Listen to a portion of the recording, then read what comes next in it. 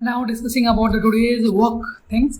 तो work things काफ़ी अच्छा किए थे और वो मॉर्निंग के फर्स्ट सेशन में ही कंप्यूटर का नोशन AI रिसर्च किए, डॉक्यूमेंट किए। तो इसमें इफेक्ट क्या हुआ कि जो थिंकिंग था और माइंड का एबिलिटी था किसी भी सोल्यूशन को सॉल्व करना, वो अच्छा प्रोसेस हो रहा था।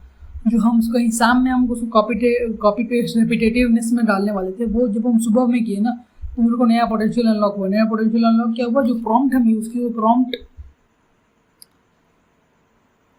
को मेरे को पता है कि एग्जिस्टिंग बहुत सारा प्रॉम्प्ट रिसोर्सेज है, बट वो प्रॉम्प्ट रिसोर्सेज को इम्प्लीमेंट नहीं कर रहे थे। बट आज हम थोड़ा सा डायरी में लिखे थे, पहले नोट डाउन किए, फिर थिंक किए, फिर एक्ट किए।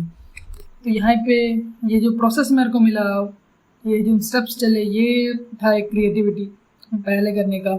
और जितना जो आपका ड्रीम रूटीन करने के बाद आप वर्क करो, जैसे कि एक्सरसाइजेस भी किए, कोल्ड शावर भी था, ब्रेकफास्ट भी था, मेडिटेशन भी था, म्यूज़िक भी था, मोटिवेशन भी था, अफर्मेशन भी था, स्लीप भी था, रेस्ट भी था, रूटीन भी था, सब कुछ। उसके बाद जो एग्जीक्यूशन हुआ बहुत बेटर हुआ। तो try to do this more consistent. और एक चीज़ की जो नोशन का टास्क पैनल है जहाँ डेली फीड एवरी टाइम, वहाँ पे मेरे को ये वाला एक्सपीरियंस या सेम चीज़ को रूल में कहीं हमको मेंशन करना होगा, जिससे हम हर दिन सेम रीड करें। और थैंकफुल फॉर द कंसिस्टेंसी। आज कर लिए हाँ।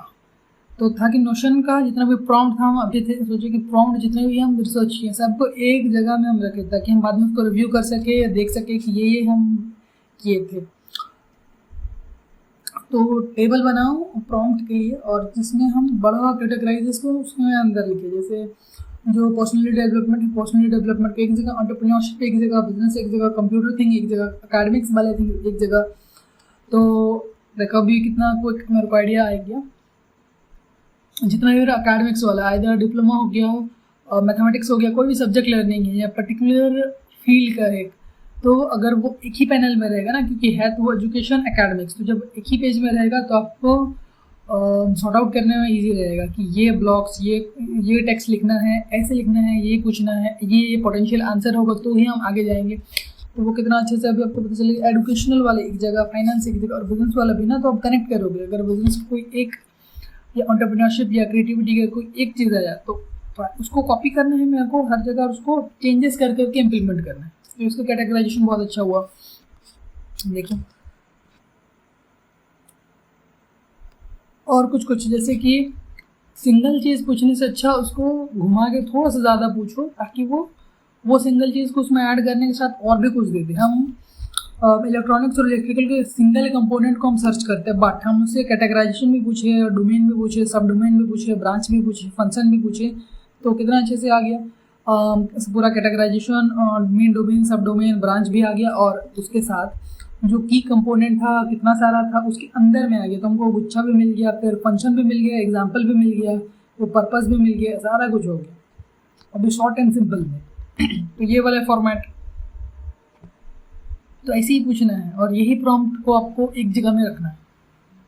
तो और क्या क्या कर सकते हैं, सबसे पहले तो होम पेज बनाए, प्रॉम्प्ट का अलग डाटाबेस बना, वो ठीक है था।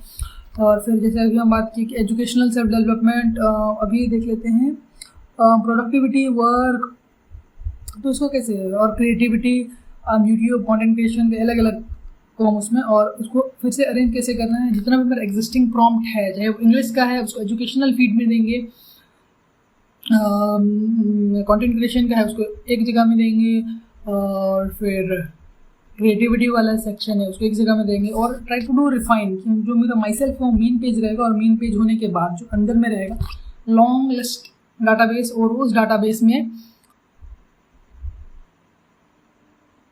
ही हमको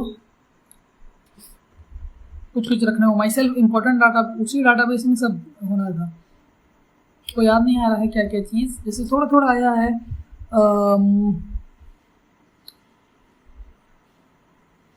जैसे कि जो कोर फाउंडेशन है, जो कोर स्किल है उसका एक जगह में,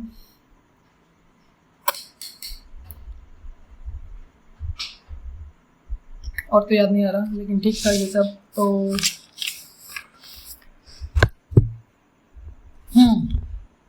जैसे कि जो माई सेल्फ का डाटाबेस होगा ना, तो उसमें पैटर्न की सारी चीज़ का पैटर्न, डायरी लिखने का पैटर्न, आइडिया थिंकिंग का पैटर्न, रिसर्च करने का पैटर्न, प्रोसेस करने का पैटर्न, एग्जीक्यूट करने का पैटर्न, सेव करने का, ऑर्गेनाइज करने का, सारा जब हम एक सिंगल ग्लांस में हम फीड कर लेंगे तो हम सब चीज़ को कंसिस्टेंट रिपीट करेंगे। तो यही कंसिस्टेंसी को रिपीट करना है, ठीक है। और कल पिछला आइडिया भी एक प्रॉम्प्ट का बहुत अच्छा आया था कि हम सिंपल मशीन हम कल अपने मन से सोच के लिखे थे कि हैमर हो गया, साइकिल हो गया, बट जैसे आज हम इलेक्ट्रॉनिक्स और इलेक्ट्रिकल के किए कैटेगराइजेशन, डोमेन, सब ब्रांच सब निकाले, वैसे ही